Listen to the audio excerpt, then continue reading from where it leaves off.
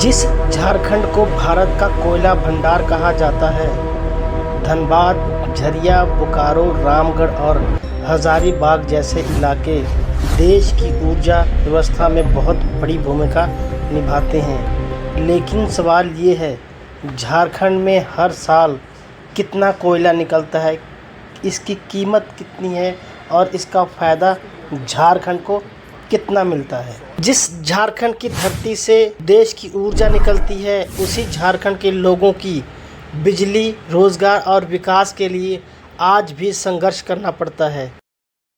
जिस झारखंड की धरती से देश की ऊर्जा निकलती है, उसी झारखंड के लोगों की बिजली, रोजगार, विकास के लिए आज भी संघर्ष करना पड़ता है। झारखंड को भारत का कोयला भंडार कहा जाता है। धनबाद, झरिया, बोकारो, रामगढ़ और हजारीबाग जैसे इलाके देश की ऊर्जा व्यवस्था में बड़ी भूमिका निभाते हैं। लेकिन सवाल ये है, झारखंड से हर साल कितना कोयला निकलता है, इसकी कितनी कीमत है और इसका फायदा झारखंड को कितना मिलता है। उपलब्ध आंकड़ों के अनुसार 2024-25 में झारखंड में लगभग 206 मिलियन टन यानी 20 करोड़ 60 लाख रुपए का कोयला उत्पादन हुआ। राष्ट्रीय स्तर पर झारखंड की हिस्सेदारी लगभग 16 से 17% के आसपास रही है, यानी देश को कुल कोयला उत्पादन में झारखंड का योगदान बहुत बड़ा है। लेकिन सबसे बड़ा और महत्वपूर्ण बात यह है कि भारत में कोकिल कोल लगभग पूरा उत्पादन झारखंड से ही जुड़ा हुआ है। कोकिंग कोल का इस्तेमाल उद्योग में होता है, इसीलिए झारखंड केवल बिजली के लिए नहीं बल्कि देश के स्टील सेक्टर के लिए भी बेहद जरूरी है। अब बात करते हैं इसकी कीमत। कोयले की कीमत उसकी गुणवत्ता, ग्रेड, कंपनी और बाजार दर पर निर्भर करती है। इसीलिए पूरे झारखंड से निकलने वाला कोयला एक निश्चित सालाना कीमत, तो झारखंड से हर साल निकलने वाले कोयले का सकल बाजार मूल्य सदियों हजार करोड़ रुपए से लेकर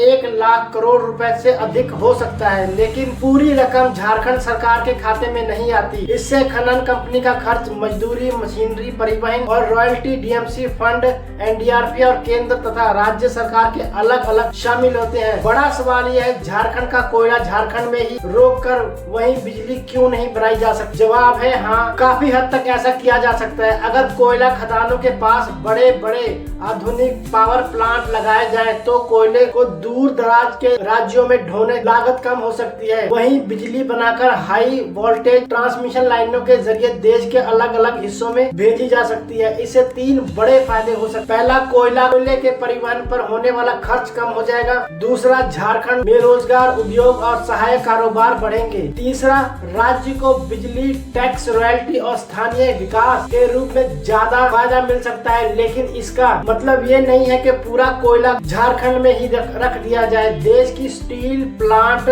बिजली घर, दूसरे उद्योग अलग अलग राज्यों में मौजूद है। कई जगहों पर कोयला पहुंचाना आर्थिक और तकनीकी रूप से बहुत जरूरी है। सबसे सही रास्ता यही हो सकता है, झारखंड में जरूरत के मुताबिक सुपर क्रिटिकल या ultra super critical power plant लगाया जाए। प्रदूषण नियंत्रण सख्त व्यवस्था हो, स्थानीय लोगों को प्राथमिकता से रोजगार मिले और बाकी कोयला पारदर्शी तरीके से दूसरे राज्यों में भेजा जाए। अब आते हैं सबसे बड़े मुद्दे के ऊपर, कोयला माफिया और 2 नंबर का कोयला। अवैध खनन, बिना अनुमति कोयला खाना, फर्जी कागजात, ओवरलोडिंग, टोल में हेराफेरी और चोरी का कोयला मिलाकर वैध कोयले के नाम पर बेचना, ये अवैध परिवहन से भी तरीके से सरकारी राजस्व को नुकसान पहुंचाने वाला है। जब कोयला चोरी होता है तो नुकसान सिर्फ कंपनी का नहीं, नुकसान राज्य की रॉयल्टी का होता है, खनिज फाउंडेशन के पैसे का होता है और सबसे बड़ा नुकसान स्थानीय जनता का होता है। कई बार अवैध खनन से जमीन धंसती है, आग फैलती है, पानी प्रदूषित होता है और लोगों की जान खतरे में पड़ती है। इसीलिए कोयले के कारोबार में पारदर्शिता के लिए हर ट्रक की GPS training, e permit, online तोल, ड्रोन निगरानी, सार्वजनिक रॉयल्टी रिकॉर्ड और दोषियों पर तेज कार्रवाई जरूरी है। यह भी समझना जरूरी है कि हर कोयला